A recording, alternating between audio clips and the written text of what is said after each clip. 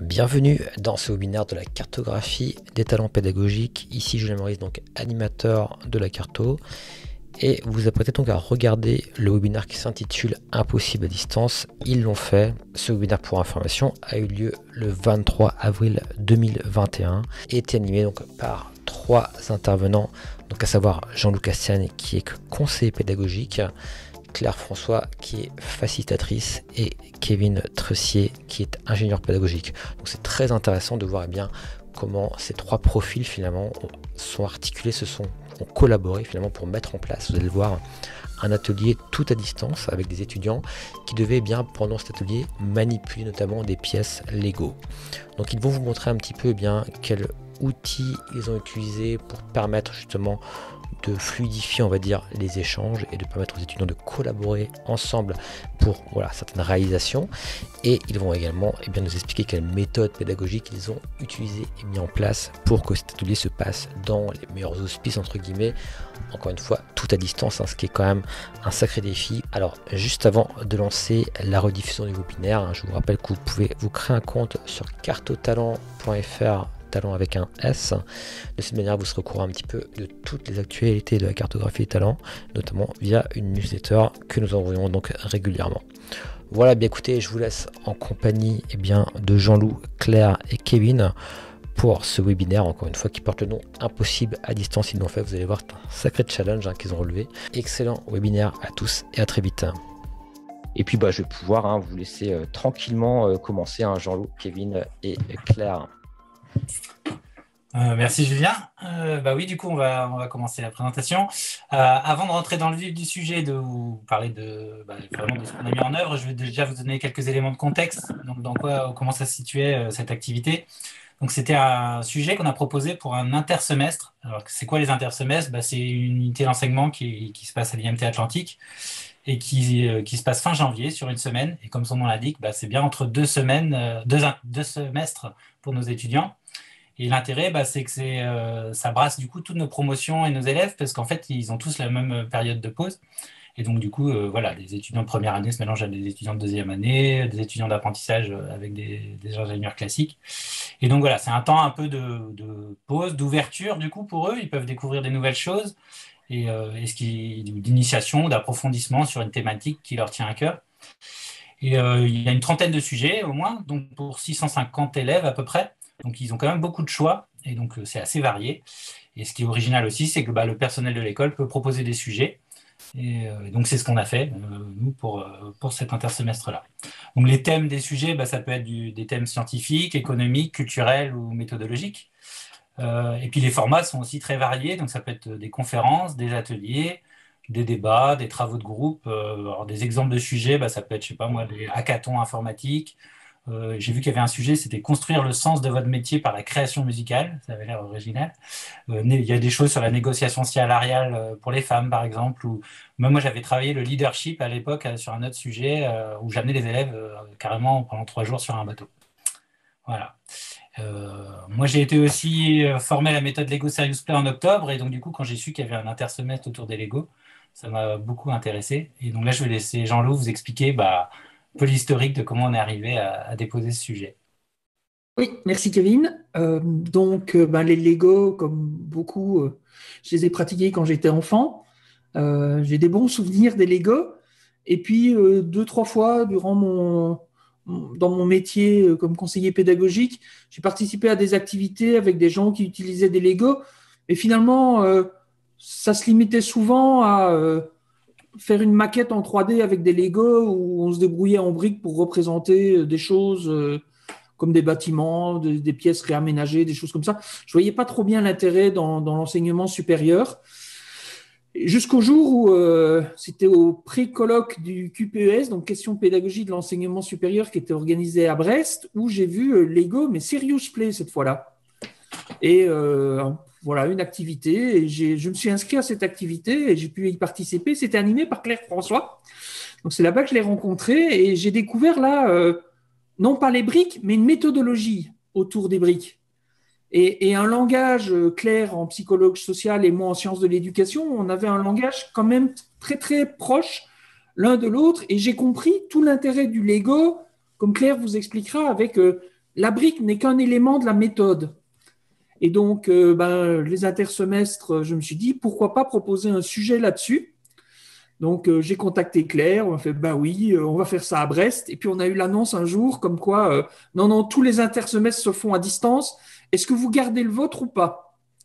Donc, même chose, je recontacte Claire qui me fait, non, les Lego, c'est en présentiel. Oui, bon, alors, les Lego, c'est en présentiel, l'ensemble de la méthode. Est-ce qu'il n'y a pas moyen de négocier en se disant, finalement, il y a peut-être un certain nombre de choses qu'on peut faire à distance? On a discuté avec Claire, Kevin est rentré dans le groupe, et on a quand même montré un certain nombre d'outils qui permettaient plus ou moins bien, et c'est ce qu'on va découvrir dans le reste de la présentation, de compenser.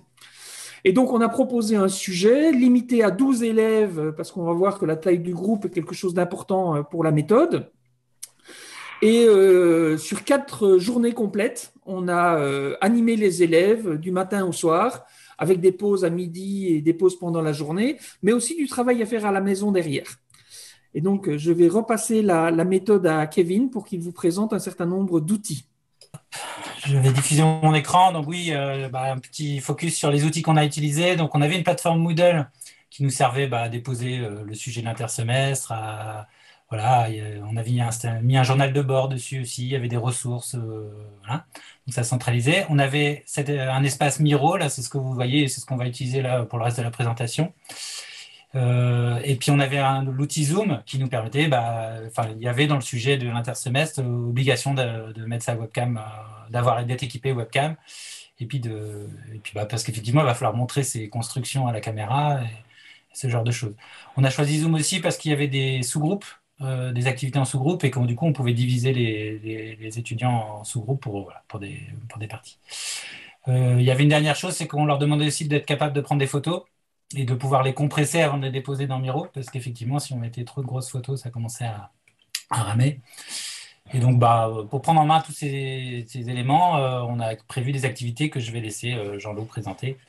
Donc, en effet, pour familiariser les étudiants avec les outils disponibles dans Miro, on est parti des activités qu'on allait leur faire durant les demi-journées de formation. Et on a organisé des activités plutôt ludiques, pas basées sur les Lego, juste de prise en main de l'outil. Donc, la première activité, c'était écrire sur un post-it, le placer à un endroit. Deuxième activité, c'était dessiner une flèche et associer cette flèche au post-it de façon à ce que quand vous bougez le post-it, le bout de la flèche reste attaché au post-it. Et voilà, comme Kevin est en train de montrer. Merci. Il y a beaucoup de gens qui sont perdus à cause des possibilités de zoom et de dézoom qui peuvent être un peu perturbantes. Donc, on avait caché un ours quelque part sur la carte de France et il fallait chercher où se trouvait l'ours. Et on en profitait en même temps pour les sensibiliser au chat de Miro, qui allait aussi être utilisé, par exemple, dans les temps individuels. Quand ils avaient fini leur temps individuel, on leur demandait, écrivez dans le chat que vous avez fini le temps individuel. Donc, la prise en main ici, c'était d'écrire où se trouvait l'ours. Et puis la dernière chose, c'est que souvent, on leur préparait des outils, ils n'avaient plus qu'à les dupliquer et les arranger à certains endroits qu'ils voulaient. Donc, on a fait une activité aussi autour de ça. Il y avait une étoile à dupliquer et à placer sur une carte à un endroit de la ville qu'ils préféraient. Et puis, la dernière activité qu'on a faite, c'est en lien avec les photos dont Kevin vous a parlé, puisqu'on Claire vous expliquera qu'on a des moments où on filme ce qu'on a construit en Lego et d'autres moments où on le prend en photo et on le partage dans Miro. Et donc, pour ça, on a fait une première activité. On a demandé à chaque participant de mettre une photo, d'utiliser un des logiciels au choix que Kevin leur avait montré pour redimensionner l'image plutôt que la compresser, réduire sa taille et la profondeur du nombre de bits, les déposer sur Miro, de nouveau mettre son nom en dessous pour associer un mot à une image et associer les deux de façon à ce que quand on bouge une image, automatiquement, le nom bouge en même temps. Et puis, on leur demandait de faire ça en se plaçant autour d'une table virtuelle. Et cette table, elle allait nous servir pour toutes les mises en commun, tous les tours de table qu'on aurait fait en présentiel, où en fait, à chaque fois, quand on commençait un tour de table, on plaçait la flèche à côté d'un nom, on mettait un sens, et ainsi, chaque participant pouvait voir où il était dans le sens. Donc ici, on a anonymisé toutes les photos des étudiants et les noms. Mais sinon, c'est tel principe de cet outil qui a été utilisé très, très régulièrement pour faciliter les tours de table. Kevin, je te rends la parole pour passer au Lego. Oui, Alors, on a parlé des outils numériques, mais effectivement, il y avait aussi notre grosse contrainte, c'était de distribuer les Lego physiques aux étudiants. Donc, on avait des étudiants à Nantes, à Brest. Il a fallu commander du matériel. Nous manquait quelques plaques, voilà. Mais du coup, il a fallu organiser la récupération des Lego par les étudiants en amont de l'intersemestre, et puis bah, aussi le retour de ces Lego. Donc voilà, donc on avait distribué un kit de démarrage par étudiant, donc ça fait à peu près 234 pièces Lego. Et on avait aussi 10 sachets d'exploration, donc un sachet, c'est 51 pièces à peu près. Donc voilà, du coup, ça fait quand même un nombre conséquent de Lego à distribuer aux élèves, plus leurs deux plaques vertes. Voilà. Mais l'intérêt, c'est qu'ils avaient du coup tous le même matériel, tous les mêmes Lego, et on va voir que c'est important pour la suite. Je vais laisser Claire présenter les premières activités qu'on a vues autour des Lego, du coup.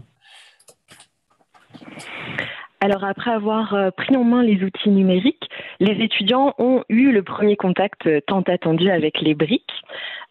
Chaque étudiant a été invité à choisir, donc dans le sachet que vous a montré Kevin, 3 pièces, 3 briques, les briques qu'il préférait. Et ensuite, ils ont été réunis par équipe de 3. Donc l'équipe avait 9 briques et avec ces 9 briques, devait construire son totem d'équipe. Donc ça, c'est la première activité en Lego, c'était la construction du totem d'équipe. Donc là, vous avez les visuels de ce qui a été construit. Donc on a par exemple le Cyclope des mers, le Palolo qui était la contraction des 3 prénoms des étudiants du groupe, le bateau pirate avec une hélice et une voile, ou le Sagamo qui est un grand chef indien. Alors, au-delà d'un premier contact avec les briques, l'intérêt de cette activité, c'était aussi d'avoir un premier temps de chauffe créative et surtout d'avoir la possibilité de donner vie à l'équipe.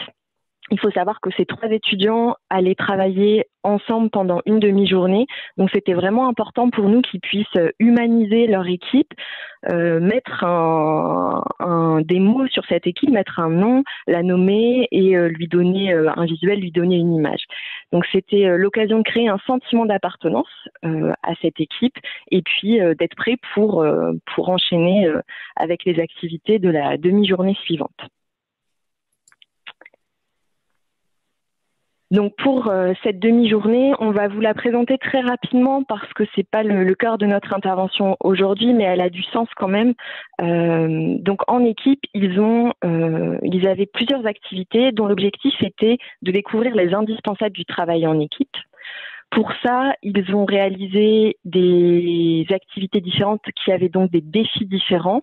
C'était par exemple des constructions qui étaient à réaliser en Lego ou de la résolution d'énigmes à partir d'un jeu construit en Lego. Il y avait, en plus des différents défis, différents rôles qui étaient attribués aux étudiants. Donc, c'était pour eux aussi l'occasion d'expérimenter différentes postures. Il y avait par exemple la posture d'observateur, d'expert, de constructeur. Donc, chaque étudiant de l'équipe a pu expérimenter chacune des postures.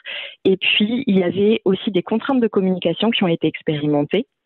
Par exemple, le fait de ne pas pouvoir parler, de ne pouvoir de pouvoir uniquement poser des questions. Donc, cette demi-journée qui a permis aux étudiants de travailler ensemble en équipe était vraiment pour nous essentielle pour la suite. En fait, on s'est rendu compte aussi qu'elle a été indispensable pour la suite. Elle a vraiment créé des premiers liens entre les étudiants, vraiment une familiarisation avec les outils, avec les briques. Et c'est pour ça qu'on vous en parle, parce que ça a été une aide et un support précieux pour la suite. Côté Moodle, tous les jours, on leur demandait aussi de remplir un journal de bord. Donc là, vous avez la consigne de remplissage, mais l'objectif, c'était bien qu'ils aient une prise de recul sur ce qu'ils avaient vu dans la journée. Après, on leur donnait des pistes. On leur disait, vous pouvez nous parler, par exemple, des difficultés que vous avez eues, les émotions que vous avez vécues, ou les attitudes ou les changements de posture que vous avez observés. Donc voilà, nous, on a recueilli ça tous les jours et c'était super précieux aussi pour nous. On va le voir après. Pour évaluer et puis même comprendre si les objectifs étaient atteints ou pas atteints par nos étudiants. Alors, on va vous présenter ce qui est un peu le cœur de notre intervention aujourd'hui, c'est la manière dont on a pu mettre en place un atelier Lego Serious Play qui utilise donc la méthode Lego Serious Play à distance. Donc, on a travaillé 2 jours sur cet atelier. Pour vous présenter très rapidement la méthode Lego Serious Play, on va l'utiliser quand il y a un problème à résoudre ou un défi à relever, un problème pour lequel il n'y a pas une réponse exacte, mais plusieurs possibles, ou quand on veut tester, expérimenter différentes possibilités de relever un défi, par exemple. Cette méthode, elle va permettre un travail rapide et profond. On va vraiment aller tout de suite au cœur du sujet. On va passer toutes les étapes qui peuvent être un peu des freins mentaux et on va tout de suite rentrer dans le vif du sujet. C'est une méthode qui permet 100% de communication. Chaque personne présente dans le groupe, qui est présente autour de la table, a le même temps de parole disponible, peut s'exprimer de la même façon et est invité à le faire.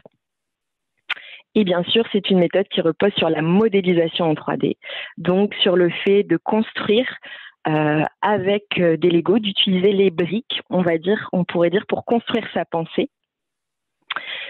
En 3D, on va construire des choses abstraites, des stratégies, des idées, et on va les rendre concrètes grâce aux briques. Il faut savoir que c'est une méthode qui est protégée, donc on le voit notamment rien que dans son écriture, et elle nécessite, pour être utilisée, d'être formée, d'être certifiée par ce qu'on appelle des maîtres formateurs, on pourrait appeler comme ça en français. Et il y a une seule structure en France qui forme à cette méthode, donc ça c'est important de le savoir. C'est aussi une méthode qui est très cadrée, et l'élément que j'ai envie de vous partager sur le cadre qui ne figure pas à l'écran, c'est ce qu'on appelle le process cœur. C'est ce qui rythme vraiment tout l'atelier, qui va se reproduire plusieurs fois. C'est temps 1, consigne, temps 2, construction, temps 3, partage et temps 4, apprentissage. Concrètement, ça veut dire quoi? Ça veut dire qu'on donne une consigne aux participants, les participants construisent, ensuite ils partagent et on termine par tirer des apprentissages de tout ce qui a été partagé. Donc, je vous l'indique parce que ça va aussi vous aider pour la suite. Et juste pour finir sur la méthode, c'est une méthode qui demande une préparation importante, qui est minutée et qui propose des règles du jeu qui sont engageantes. Donc, les règles du jeu que vous voyez à l'écran, c'est des règles qu'on a invité les étudiants à respecter. On leur a demandé de s'engager à les respecter et on les a éventuellement rappelées quand c'était nécessaire. Donc l'objectif de l'atelier qu'on a mené en ligne, c'était pour les étudiants de se projeter dans leur avenir professionnel. On a commencé cet atelier, comme tout atelier qui utilise la méthode, par la construction des compétences Lego. C'est un temps qui dure à peu près 3/4 d'heure, 1 heure, qu'on utilise à chaque fois que pour des participants qui n'ont jamais utilisé cette méthode. Et cette étape-là permet un alignement des compétences pour que tout le monde se sente à l'aise. Et ça permet, une fois rentré dans le vif du sujet, de ne plus réfléchir à comment je dois faire, comment je dois construire, mais vraiment à tout simplement répondre à la consigne, à ce que ça soit très naturel de construire en fait avec des Lego. Et vous verrez que c'est bien au-delà de la construction. Une fois l'étape des compétences Lego effectuée, les étudiants ont réalisé des constructions individuelles. Donc, si vous vous souvenez, on leur a donné une consigne. Ils ont chacun construit. Et en fait, une fois qu'ils avaient construit, tous, à la fin de ce temps de construction, ils ont été invités à présenter leur construction à la caméra, donc comme je le fais là, et à expliquer ce qu'ils ont construit en montrant les différentes pièces, en montrant un petit peu sous tous les angles et en décrivant ce qu'ils avaient construit. Vous avez un exemple d'une construction qui figure en photo. Là, par exemple, la consigne, c'était de construire les forces, les compétences qui ont été mobilisées par les étudiants dans un précédent projet. Et là, par exemple, vous voyez qu'il y a un étudiant qui a construit le fait d'être curieux. Donc, on a réalisé plusieurs tours comme ça de construction pour que les étudiants aient devant eux quelque chose d'assez riche, parce que ça allait servir de support pour la suite, vous allez le voir. Donc maintenant qu'ils avaient tous des constructions individuelles assez riches, on a pu basculer sur l'étape de la construction commune. Les étudiants étaient alors invités à choisir parmi leurs constructions un élément qui leur semblait indispensable pour être ingénieur. Ils prenaient l'élément en photo, ils déposaient la photo sur Miro, et ensuite, tous ensemble, ils organisaient les différents éléments, les différentes photos, de manière à ce que la disposition ait un sens pour eux. Et ces éléments, une fois disposés, leur permettaient de raconter une histoire, l'histoire de ce que c'est que d'être ingénieur. Donc ici, vous voyez dans le visuel tous les éléments qui ont été apportés par les étudiants, puisqu'on a fait plusieurs tours encore une fois. Et tous ces éléments ont été ensuite repris dans une histoire, l'histoire de ce que c'est que d'être ingénieur. L'histoire, elle a été racontée à plusieurs voix par les étudiants et elle devait convenir à tous les étudiants. Donc, il y a eu des ajustements, des modifications, des déplacements pour que ça soit vraiment au plus proche de ce que les étudiants voulaient partager, ce que les étudiants se représentaient. Donc, cette histoire que les étudiants ont construit et mis en mots ensemble, l'histoire d'être ingénieur, je vais vous en lire juste quelques extraits parce que ça prend quand même quelques minutes. Donc, par exemple, les étudiants disent que l'ouverture, donc qui est située à peu près au milieu de la plaque sur la gauche, donc l'ouverture va permettre à l'ingénieur de développer sa capacité de travail en équipe à travers l'entraide, par exemple. Et le travail en équipe va permettre aux ingénieurs d'avoir une vue globale sur leur travail. Ça nécessite l'implication et la communication au sein des équipes, ainsi que l'adaptabilité de chaque membre. Toutes ces compétences sont nécessaires pour qu'un ingénieur innove et soit utile. Donc voilà un petit aperçu de ce que ça peut donner, de ce que peut donner cette histoire d'être ingénieur construite et racontée. Donc une fois que les étudiants avaient construit l'histoire, ils ont de nouveau réalisé des constructions individuelles. Pour les constructions individuelles, il s'agissait cette fois pour eux de construire ce qui gravitait autour de leur histoire, ce qui impactait leur histoire ou qui était impacté par leur histoire. C'est ce qu'on va appeler un agent. Chaque agent était ensuite pris en photo et disposé autour de l'histoire de la plaque grise selon le sens qu'il avait. Et plus l'agent était proche, plus les étudiants y pensaient souvent, ou plus il avait un impact fort. Donc pour donner du sens à tout ce que je viens de vous raconter, on va prendre un exemple. Par exemple, un des agents qui a été construit par les étudiants, donc un des agents, je répète, c'est un des éléments qui gravitent autour de l'histoire de ce que c'est que d'être ingénieur, c'est la table de réunion. Donc, je l'ai pris parce que je le trouvais assez rigolo. Donc, la table de réunion, c'est quelque chose qui fait partie de l'environnement des ingénieurs. Et vous voyez que c'est quelque chose qui a été positionné assez loin de la plaque grise, donc assez loin de l'histoire, parce que c'est quelque chose qui est présent, mais auquel les ingénieurs, les étudiants ne pensent pas tout le temps non plus. Et au niveau de la position, vous pouvez voir qu'il a été mis sur la même ligne que le travail en équipe. Parce que justement, les étudiants là nous disaient la table de réunion, on en a surtout besoin quand on fait du travail en équipe. Donc voilà pour mettre un petit peu de sens sur cette construction. Donc là, on a bien sur la plaque grise l'histoire, ce que c'est qu'être ingénieur, et autour tout ce qui va graviter autour de cela. Une fois qu'on avait construit ce paysage, donc cette histoire entourée des éléments de l'environnement, les étudiants ont été invités à faire des connexions entre les différents éléments de leur histoire et de l'environnement, donc entre la plaque grise et les agents. Il s'agissait de faire des liens qui aient du sens, de créer les liens qui semblaient importants aux étudiants et de bien les caractériser. Donc je laisse la parole, ou plutôt la vidéo à Kevin pour montrer le principe de la connexion. Alors, je vais juste arrêter un petit peu mon partage et puis je vais même essayer de vous montrer plutôt mes mains. C'est ça qui va être intéressant. Alors, du coup, oui, on a vu qu'il y avait des agents et puis il y avait l'histoire. Je ramène plein de Lego. Il y a l'histoire que les étudiants ont construit et puis les agents qui gravitent autour. Et donc, ces connexions, on a tout un tas de connexions avec des Lego qui sont possibles avec des propriétés physiques assez différentes. Donc, on peut avoir des liens très souples qui peuvent, par exemple, relier mon agent à ma plaque, ou ça peut être aussi des liaisons entre agents. Ce qui va être intéressant, c'est que ces liaisons, elles ont des propriétés physiques assez différentes. Donc, par exemple, là, j'ai mis une ficelle. On voit que si je viens rapprocher l'agent de ma plaque, donc quelque part le rendre plus important par rapport à ce qu'être ingénieur, eh ben, il ne se passe pas grand-chose puisque le lien est très souple. Par contre, à l'inverse, si je tire, soit j'emmène la plaque avec moi, soit si je tire très fort, ça casse. D'accord ? On peut avoir des liaisons qui sont un peu l'inverse, qui sont par exemple très rigides, alors que celle-ci était très souple. Et cette liaison-là, si je pousse, ça ne casse pas, c'est très solide.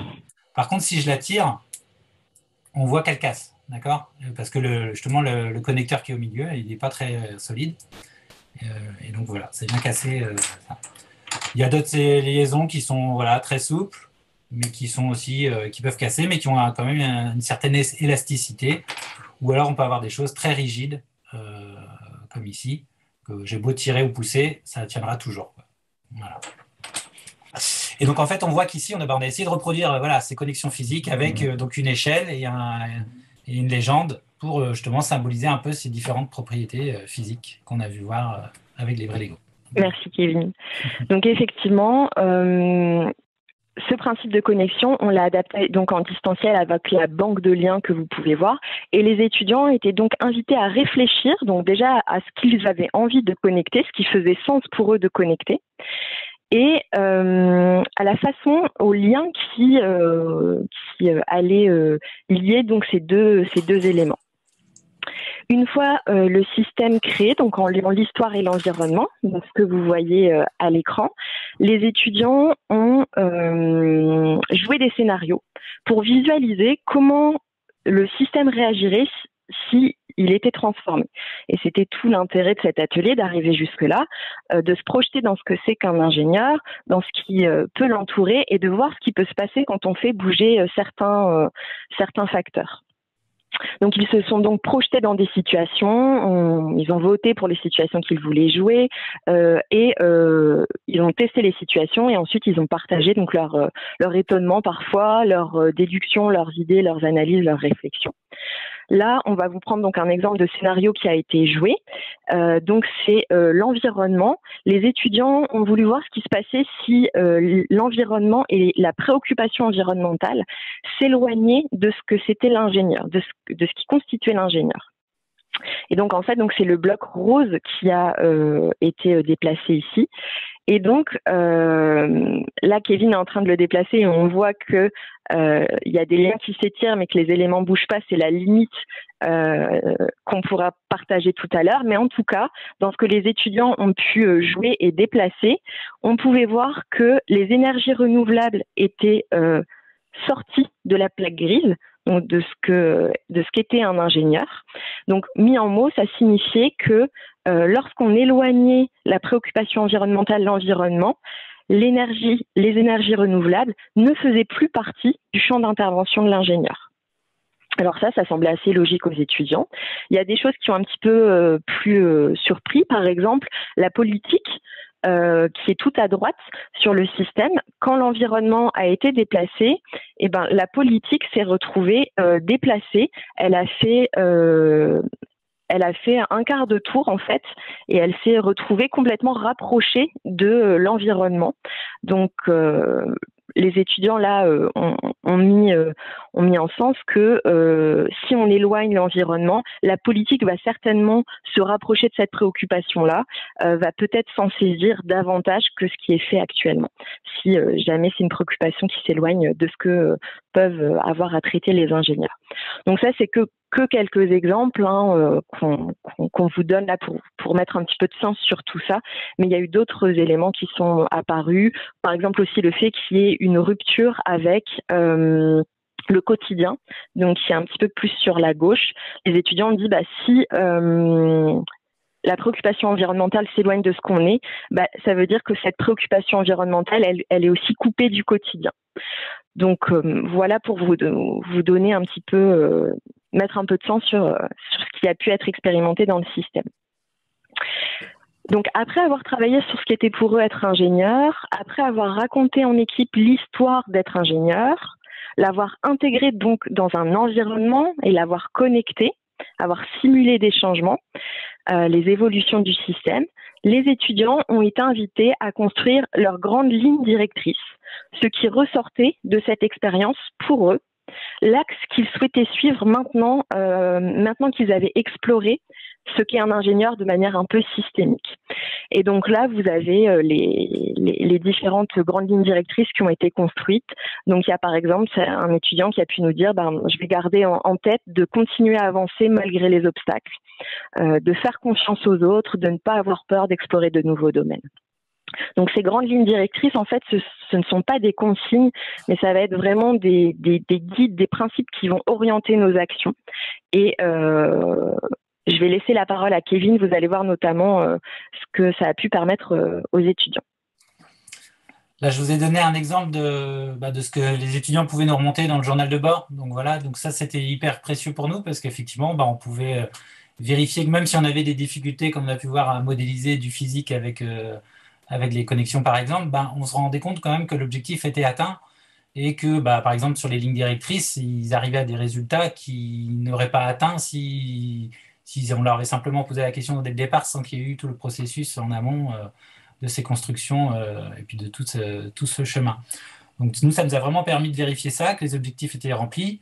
Et puis voilà, on a pu vérifier qu'ils arrivaient à s'exprimer à partir d'un média ou autour de ce que c'était le métier d'ingénieur. Et donc ça, c'était très, très riche pour nous, aussi pour les évaluer à la fin d'ailleurs. On a utilisé aussi ces carnets de bord pour ça. Et du coup, Kevin, je me permets juste, si tu peux revenir sur celle d'avant. Du coup, sur la fin, vous voyez, par exemple, il y a un étudiant là qui dit que trouver une ligne directrice est selon lui important pour son futur car elle lui restera en tête tout au long de sa carrière et ça lui permettra de se rappeler quel ingénieur il voulait devenir. Donc, ça nous permet de boucler effectivement sur nos objectifs et sur tout le déroulé de cet atelier Lego Serious Play. Merci. Évidemment, on n'a pas pu vous présenter toutes les activités Lego qu'on a faites avec les élèves. Il y en avait un certain nombre d'autres. Des activités aussi de rangement. Donc là, Kevin vous a détaillé qu'il y avait à peu près 750 pièces que, évidemment, les étudiants ont mélangées. Mais 750 x 12, on a renoncé à les ranger nous-mêmes. Donc, on a fait une activité de rangement. On a organisé un certain nombre de choses pour que les élèves puissent ranger les éléments dans les sachets et les éléments dans les boîtes et tout repréparer pour pouvoir les ramener à l'école, puisque chaque étudiant participait à ces activités depuis son lieu d'habitation. Comme Kevin vous l'a dit, tous les jours, les étudiants remplissaient leur journal, mais nous aussi, tous les jours, on faisait un débriefing de ce qui s'était passé, puisqu'on évaluait les étudiants sur 2 dimensions. La réflexivité dans le journal de bord, donc on faisait une évaluation individuelle du journal de bord, et puis une évaluation commune de la participation. Et on échangeait beaucoup autour de participants, de comment améliorer les choses entre nous. Et par exemple, une fois, on a dû mettre en place un recadrage auprès d'un étudiant et ça a vraiment impacté ce qui s'est passé le lendemain, le dialogue qu'un d'entre nous a eu avec cet étudiant. Et puis, on a mis en place une évaluation de l'intersemestre par les participants. Et puis, bien entendu, on a fait, nous aussi, notre évaluation. Je vais vous partager quelques éléments de ces évaluations. Pour les élèves, ils ont trouvé que la durée de certaines activités et la durée des apports théoriques étaient parfois très longues. Dans certaines activités, c'était aussi devoir écouter 12 fois quelqu'un qui parlait individuellement de ce qu'il avait fait. De revoir l'effectif des participants pour les tours de table. Alors maintenant qu'on a 2 facilitateurs, on se dit finalement on peut les diviser en 2 tables pour les partages et améliorer les choses dans ce sens-là. Ils demandent plus d'activités coopératives et plus d'activités coopératives, notamment avec des Lego. Ça fait partie des autres activités qu'on n'a pas pu vous présenter. Donc, on leur fait vivre un certain nombre d'expériences. Ils sont redemandeurs pour ça. Et ils ont trouvé que globalement, il y avait beaucoup de règles et beaucoup de consignes et que c'était parfois un peu lourd par rapport à l'ambiance générale de l'atelier. Nous, de notre côté, les objectifs, on est content. Quand on est passé à distance, on a revu des objectifs. Il y a des objectifs qu'on a laissés tomber. Il y a des éléments de la méthode Lego Serious Play qui étaient prévus qu'on n'a pas mis en place. Et par contre, par rapport aux objectifs qu'on avait décidés, ils ont tous été atteints. C'est dans ce sens-là où on s'est dit impossible, on a quand même réussi. Mais on a réussi aussi parce qu'on a été raisonnable dans nos choix et qu'on a mis en place des choses qui nous semblaient. On a pris des risques et ces risques ont été payants. Le temps de conception est long. Le temps de conception pour passer à la distance, il est encore plus long. Donc, il faut vraiment passer beaucoup de temps à scénariser ça parce qu'il faut scénariser tous les moments et évidemment, on a peut-être fait un peu trop, d'où le trop de consignes. Les activités Miro, il y a un effet, on s'est rendu compte, c'était vraiment génial Miro. Il y avait des gens, moi j'étais très à l'aise avec Miro. Et les autres les participants, comme les animateurs, ont découvert un certain nombre de choses très utiles, comme par exemple le fait de pouvoir utiliser le Miro des élèves pour présenter ce qu'on a fait avec les élèves. Donc on n'a pas eu de gros travail de préparation, on est reparti de ce qu'on avait. Et malgré les activités de prise en main, les élèves nous ont dit, quelques élèves nous ont dit, c'est par Monteglo, oui c'est long, ça va, Miro, on s'en sort. On a vu que oui, quand il fallait associer le nom et l'image, non, on déplaçait des images, les noms n'étaient pas attachés. Donc ils pensent qu'ils sont efficaces, mais ce n'est pas tout à fait le cas. Je pense qu'on doit plus insister dans les activités qu'on a mis en place pour expliquer le sens que ça va avoir après. Claire vous en a parlé, un gros effet négatif, c'est que dans le monde virtuel, le déplacement et les effets que ça a sur les connexions est quand même fort différent. Donc ça, c'est une chose qu'on va devoir améliorer ou changer. Donc voilà ce que ça donne dans le monde réel. Et là, on voit que si on déplace quelque chose, ça va bouger beaucoup d'autres choses, même si on ne les touche pas directement. À cause de ces connexions, le fait que ça casse, ça va casser en réel. Donc, dans Miro, ce n'est pas encore possible. Comment on va faire, je ne sais pas. Et puis, le dernier point, c'est qu'il faut vraiment prêter aussi attention au fait que 8 heures par jour, c'est épuisant pour nous, mais c'est épuisant aussi pour les élèves. Et donc, il faut vraiment structurer quelque chose pour maintenir une certaine dynamique et globalement un engagement des élèves à travers des choses qui font sens pour eux, qui maintiennent leur niveau de motivation. On vous remercie de votre attention et nous sommes à l'écoute de vos questions. Merci beaucoup, super présentation, vraiment bravo à tous les trois.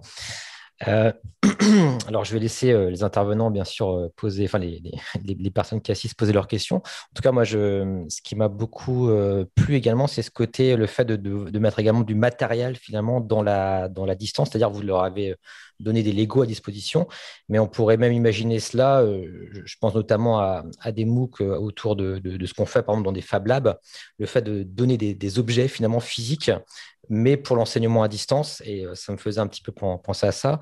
Et puis également, je trouve que ça donne envie également d'utiliser vraiment Miro. Moi, je ne le connais pas encore beaucoup, à vrai dire. Il y a Miro et Mural pour information qui sont un petit peu deux outils un peu similaires. Et je trouve que là, la manière dont vous l'avez utilisé, c'est super inspirant. Donc voilà, écoutez, s'il y a des questions, vous pouvez lever la main. Miro Mural, on s'est posé la question et on a fini par choisir Miro, plus pour les facilités de navigation. Donc, vous avez vu à quel point c'était facile grâce aux fonctions, comme Kevin a pu changer de mode d'aspect. Donc, c'est ce qui nous a plus plu dans Miro. Dans votre projet à vous, posez-vous la question de savoir si les deux sont pertinents. Il y a une question concernant, 650 élèves, c'est le nombre total d'élèves impliqués dans l'UE intersemestre. Nous avions limité à 12 participants. Les 12 participants ont reçu chacun, parce que c'est comme ça qu'on les a organisés, une mallette qui contient 10 sachets, pardon. Et la boîte et les 2 plaques. Donc, c'est ce qu'on a donné à chaque élève et c'est ce que je vous ai remis dans les prix. C'est que finalement, 10 sachets, c'est pas utile pour ce qu'on faisait. On en a utilisé 5. Mais ça nous a permis aussi de dire, le jour où on a besoin d'un 6e, c'est pas grave. Piochez dans la valise, dans la mallette et prenez le 6e, on rangera tout ensemble après. Ça nous a évité de devoir faire une autre étape de rangement pour atteindre cela. Donc, en fait, nous, on a distribué 12 kits sur 2 sites. Donc, on a dû aussi faire des transferts entre Nantes et Rennes parce qu'il y avait un déséquilibre entre les étudiants. Voilà. Et Céline précise, puisque c'est Céline qui est responsable de l'intersemestre, c'est elle qui répondra aux questions sur l'intersemestre. Donc, elle vous précise dans le chat qu'il n'était pas 650, mais 764. On va bientôt avoir le ratio homme-femme. Et avec 31 sujets. Merci beaucoup, Céline. C'est vrai, spécial dédicace à Céline Grousson, donc, qui s'occupe des intersemestres et qui travaille également avec nous dans le service carré. Parfait. J'ai une question vraiment pratique. Il y a déjà super pour l'animation à distance. Bien, le choix de Miro par rapport à Mural, c'est mieux. Je vous confirme parce que j'utiliserai les deux. Et une question vraiment pratique, parce que j'ai vu que vous avez utilisé beaucoup les photos et il y avait donc une activité pour pouvoir rendre les photos plus légères avant de les mettre sous Miro. En pratique, comment vous avez fait vraiment? Vin? Oui, je vais repartager tout simplement le Miro. Hop, vous voyez par exemple là, la facilité de navigation par les titres des frames, des cadres, des dias si vous voulez, directement accessible. Ben voilà, on va très vite et on peut très vite ramener tous les étudiants sur la dia que l'animateur est en train de voir en un clic. Et donc voilà, ici on avait en fait proposé des outils, donc ça pouvait être des ordi, si ils utilisaient leurs ordinateurs, on avait trouvé des sites qui proposaient de déposer le fichier et puis de donner les dimensions et on récoltait un autre fichier. Ou alors sinon, s'ils étaient sur leur smartphone, on avait aussi proposé d'autres outils. Mais finalement, en fait, on n'imposait pas l'outil. On ne leur a pas dit, vous devez utiliser telle chose pour compresser votre image. C'était, si, voilà, moi j'utilise par exemple un Mac, le logiciel Aperçu fait ça très bien aussi. Et simplement, donc en gros, nous, ce qu'on a surtout vérifié dans l'activité suivante, c'était ici, c'est qu'à cette étape-là, par contre, on a tous vérifié que les contraintes de taille et de pixels et tout ça qu'on avait donné étaient respectées. Ensuite, sur la suite de l'atelier, on n'a pas tout vérifié, bien sûr, mais comme ils avaient fait cette manip, on pouvait toujours leur dire rappelez-vous, il faut faire la même chose que pour cette activité de tour de table. Donc, par exemple, un élève qui déposait une photo de 600 x 600 pixels, elle apparaissait en énorme dès qu'il l'a déposée dans Miro. Donc, tout de suite, on le prenait, on disait oui, attends, il faut absolument réduire à 150 x 150, 72 dpi. Est-ce que tu peux le refaire? On n'a jamais vérifié le nombre de dpi, pour être honnête avec vous. Hormis à cette étape-là, on n'a pas vérifié. Mais la taille, par exemple, c'était conséquent. Et on a vu en effet que là, il y a beaucoup plus de frames en fait dans notre atelier et on a vu que le dernier jour, ça prenait un certain temps pour qu'il affiche toutes les images. Donc, anticipez bien, si vous utilisez beaucoup de photos, le fait de cette activité. En fait, quand on dupliquait le système avec toutes les connexions, là, parce qu'effectivement, on voulait jouer plusieurs scénarios, donc on dupliquait à chaque fois la frame en entier, mais comme la frame contient elle-même beaucoup d'images, effectivement, à la fin, on arrivait, je pense, aux limites de de Miro, pardon. Donc, si on n'avait pas eu cette étape, l'atelier aurait pu vraiment moins bien se passer. Cela répond à ta question, Mario? Oui, parfait. Vraiment une très très bonne anticipation du problème de la gestion du poids. Et on avait aussi utilisé donc les deux sites BlogGIF et je n'ai plus le nom de l'autre. On s'était dit que c'était pas gênant si c'était des sites qui gardaient les photos. Je crois que c'était pas le cas, c'était sur une durée limitée. Mais comme il s'agissait de photos de Lego, c'était pas des photos personnelles, donc c'était pas gênant que les outils soient pas forcément hyper clairs sur l'utilisation qui était faite des photos. Et puis, pour préserver l'anonymat des étudiants, on a dupliqué l'entièreté du Miro qu'on a censuré pour partager avec vous ce qui restait. Donc, de nouveau, Miro, très facile pour ça. On a dupliqué l'entièreté de ce que vous avez vu. On a éliminé un certain nombre de morceaux pour ne garder que ce qu'on avait le temps de partager avec vous dans ce temps réduit. Alors, j'avais une question, si jamais il n'y avait pas d'autres questions. Alors, je voulais savoir si vous les avez fait travailler également en collaboration. Moi, ça m'est arrivé de faire un atelier comme ça avec d'autres choses que les Lego, où justement, il y avait des caméras sur trépied, en fait, des webcams sur trépied, et travailler avec des étudiants en présentiel étaient avec des étudiants à distance, et ils manipulaient ensemble quelque part. Est-ce que c'est quelque chose que vous avez fait notamment avec Zoom ou pas du tout? C'était voilà, je voulais savoir un petit peu si vous aviez fait également collaborer ensemble les étudiants. Oui, effectivement, quand il y a eu par exemple le totem d'équipe, les étudiants devaient construire ensemble. Alors, on ne voulait, la logistique était déjà quand même assez lourde, donc on n'a pas imposé de caméras supplémentaires. Mais il y a eu plusieurs activités où les étudiants ont dû se montrer. Si je reprends le totem, si moi je choisis ces trois pièces-là, il fallait que mes deux collègues prennent ces trois pièces-là dans leur sac et qu'ensemble on choisisse comment on va le disposer. Voilà, donc moi je proposais, ils avaient des consignes supplémentaires, je ne suis pas rentrée dans le détail, mais chacun proposait une disposition d'une brique à tour de rôle. Donc moi je proposais ça. Si par exemple c'était Jean-Loup qui faisait la suite, il proposait une pièce, etc., etc. Donc il y avait ce temps-là, mais on l'a fait assez simplement à la webcam et pour ce dont on avait besoin, ça a bien fonctionné. Et vous les avez mis en petits groupes, j'imagine, sur Zoom, c'est ça peut-être? Ou pas? Ouais, vous avez. Ouais, ok. C'est intéressant de savoir que vous avez vraiment articulé Zoom et Miro de manière assez efficace. Et alors, je regarde en même temps. N'hésitez pas à lever la main si vous avez des questions. Il y a une question de Charlotte et une intervention de Christian. D'accord. Alors, Christian, je t'en prie. Oui, c'était juste une petite précision quand Kevin montrait effectivement la table sur Miro, en fait. Pour ma part, j'ai déjà utilisé sur Zoom, effectivement, les personnes, mais comme tout le monde n'a pas la même vision, c'est-à-dire chacun a une position différente de qui est à droite, qui est à gauche, etc. Et c'est compliqué avec les classes virtuelles. Et quand on a besoin de passer la parole à son voisin, etc., souvent, c'est très compliqué, en fait, avec des classes virtuelles. Et donc, la solution proposée par le groupe, de dessiner une table et que chacun se positionne et d'avoir une vision partagée, on sait exactement qui est le voisin de qui, et je trouve que c'est une excellente idée. Effectivement, parce qu'on n'a pas on n'a pas les mêmes vignettes, on va dire. On a tous une présentation de vignettes différentes. Et pour le coup, on n'est pas figé dans un espace. Et c'est le gros avantage, effectivement. C'est très astucieux. Je suis d'accord avec toi, Christian, là-dessus, ouais, effectivement. Olga. Peut-être pour préciser, pardon. Sur ce point justement, donc c'est des outils qui m'ont été proposés notamment par Jean-Loup, et au début ça m'interrogeait un petit peu parce que on a l'habitude en LSP justement que ce soit des prises de parole naturelles, spontanées. Il n'y a pas de tour de table la plupart du temps avec la méthode LSP, c'est vraiment varié. Prend la parole qui veut et selon ce qui a été dit avant, on a envie d'intervenir ou pas. Et finalement, c'est quelque chose qui a été très utile. Je m'en étais déjà rendu compte en travaillant à la préparation avec Jean-Loup et Kevin, tout simplement parce que juste là, quand j'ai pris la parole, par exemple, Julien, tu avais commencé un petit peu à parler, donc je t'ai coupé, donc là j'ai continué, mais sinon il y a toujours, on perd des temps, il y en a un qui s'arrête, qui reprend, et finalement, là on vous a montré un sens de flèche, mais on changeait à chaque fois. On me disait, c'est un tel qui commencera, c'est dans le sens horaire ou anti-horaire. Alors, on n'a pas été jusqu'à changer les photos de place, mais c'est vrai que ça permet quand même une certaine attention. Du coup, on peut quand même savoir après qui on parle ou avant qui on parle, et puis ça permet de garder comme ça ce sentiment d'être tous autour de la table. Et c'est vrai que c'est un outil qui a vraiment bien marché et qui a été vraiment une ressource importante pour nous. Alors, par rapport à la question de Charlotte, Claire, c'est peut-être toi qui vas répondre. Avez-vous été accompagné par la communauté des facilitateurs LSP pour cette adaptation?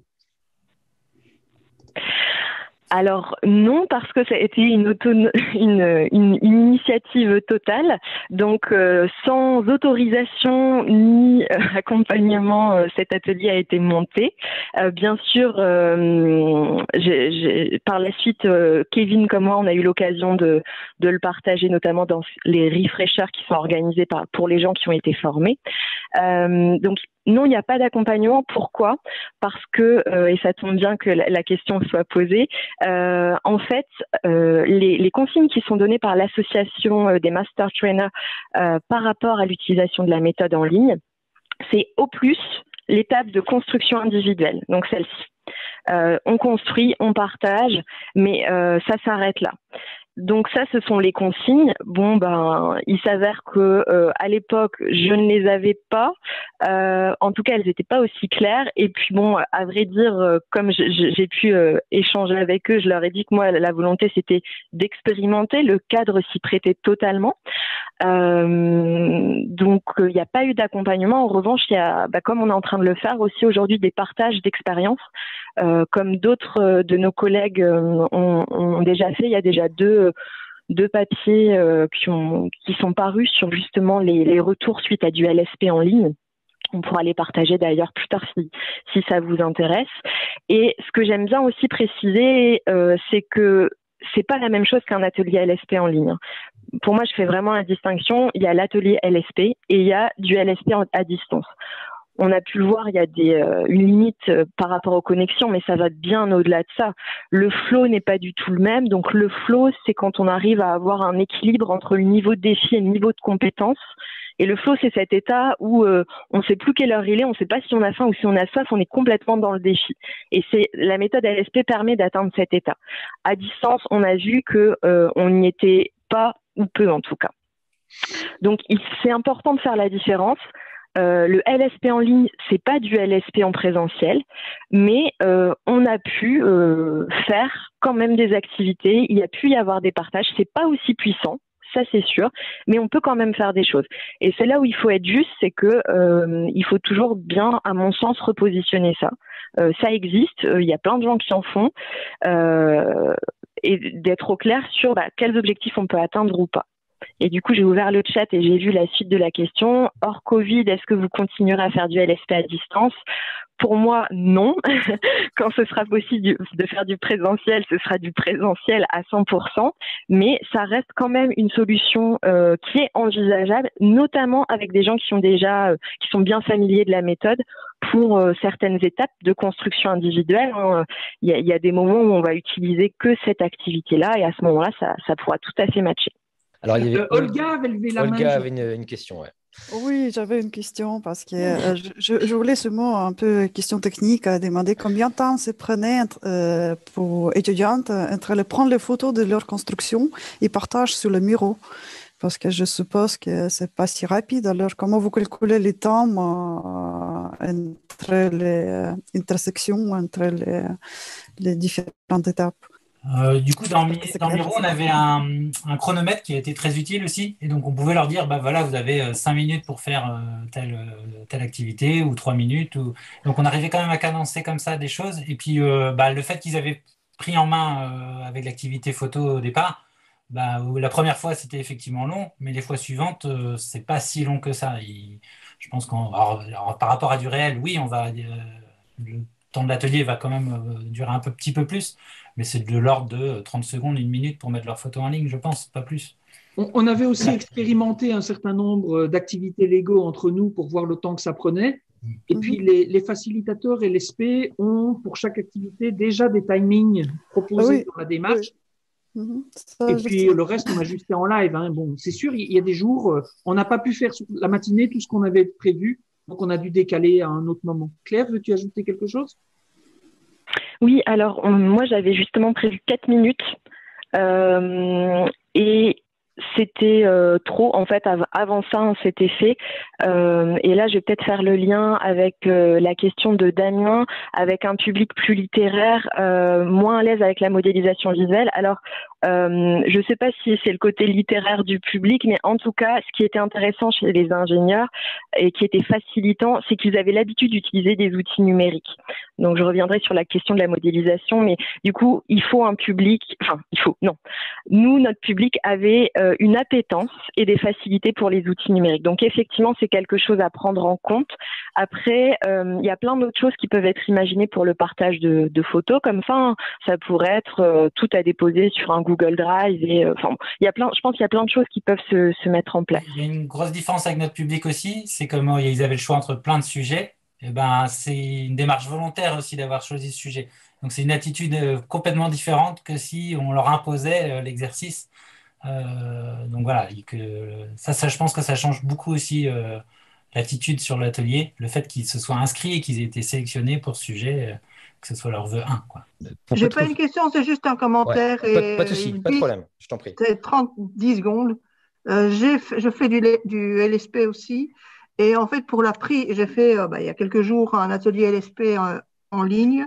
Pour la prise de photos, en fait, ce que je fais, je demandais à quelqu'un d'autre ou moi, on prenait des prints écran et ça fait copier-coller sur le mural ou le Miro. Et c'est, pour moi, c'est à mon avis le plus efficace. Maintenant, la qualité n'est pas extraordinaire, mais je pense que c'est tout à fait suffisant. Peut-être une astuce à se rappeler éventuellement pour les personnes qui souhaitent le mettre en place. Voilà. Alors, je vais juste donc vous partager l'écran. Alors, merci en tout cas pour la présentation. C'était vraiment, vraiment chouette. Je respecte le deal de l'heure parce que je sais que des personnes ont des engagements après. Merci à toutes les personnes qui sont venues participer, peut-être aux nouveaux aussi, peut-être qui nous ont rejoints. N'hésitez pas à vous créer un compte sur cartotalent.fr. Donc, talent, il y a un S. Voilà, vous serez au courant un petit peu de tous les événements qu'on organise. Et puis, je rappelle que la vidéo sera diffusée sur la chaîne YouTube. Donc, n'hésitez pas également éventuellement à vous abonner à cette chaîne. Voilà, merci encore à tous. Alors, ce que je vous propose, pour ceux qui veulent rester, pour pas de frustration particulière, si jamais vous avez le temps, Kevin, Jean-Loup et puis Claire, eh bien, c'est qu'on fasse un petit after show pour ceux qui veulent prendre un petit café et échanger un petit peu. Et pour les autres, en tout cas, je vous souhaite une excellente journée. Et puis, peut-être à très bientôt pour un nouveau carto. Voilà, merci à tous.